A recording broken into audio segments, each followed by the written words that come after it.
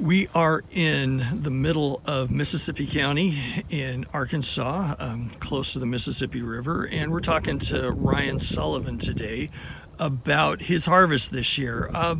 Ryan, how did the harvest go this year? Overall, it was a really good weather for harvest. We had that first Hurricane Laura that came through, and it put a little bit of rice on the ground. It wasn't near as bad as what was anticipated, and so we were fortunate to get away from that without too much rice on the ground. So basically the whole rice crop, we were able to get out in really good weather, and then started soybeans in really good weather, and we're actually dealing with the first really muddy conditions of the whole harvest right now. So we had Hurricane Delta came up this past week, and so we're harvesting soybeans again now in the mud. But overall it was really good conditions. So Ryan, we're standing in the middle of a soybean field that looks like it's about ready to be harvested. And what is your process after the soybeans are harvested and as we go into a season with rice? So this field behind us, if we're able to harvest this in the dry conditions and not rut it up, then we'll more than likely either no-till row rice into this, or run a Kelly Diamond or some light tillage to smooth it up, and then plant the row rice in this field next spring. If we do rut it up with the combines during harvest, we'll have to work it flat and to get the rut smoothed out, and because of that we'll probably just go on and plant the row rice flat and then pull an irrigation furrow in it.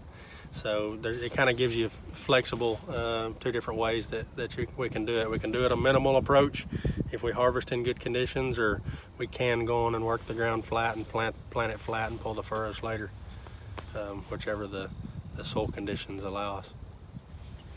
And Ryan, what about yields on your soybeans here? What are your typical yields or your average yields, and what are you looking to get out of it this year? So I think our 10-year average on this rice rotation type ground is about 65 bushel per acre on our 10-year average. It's somewhere in that ballpark.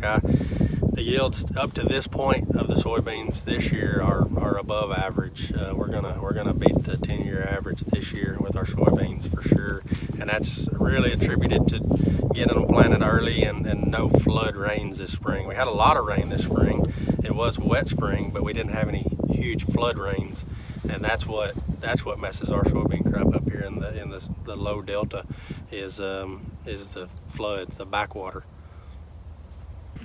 And Ryan, who do you farm with? Who are your partners in this operation? So I farm with my dad, Mike, and my uncle Scott, and my cousin Gavin. So there's 4 of us that are partners in our operation, and we farm the rice, soybeans, and a little bit of corn. How many acres do you farm? We're farming about 18,000 acres. And your primary crops? Mostly rice and soybeans.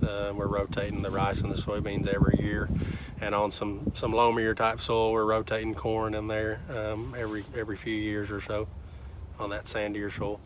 All right. Well, thanks, Ryan. No problem.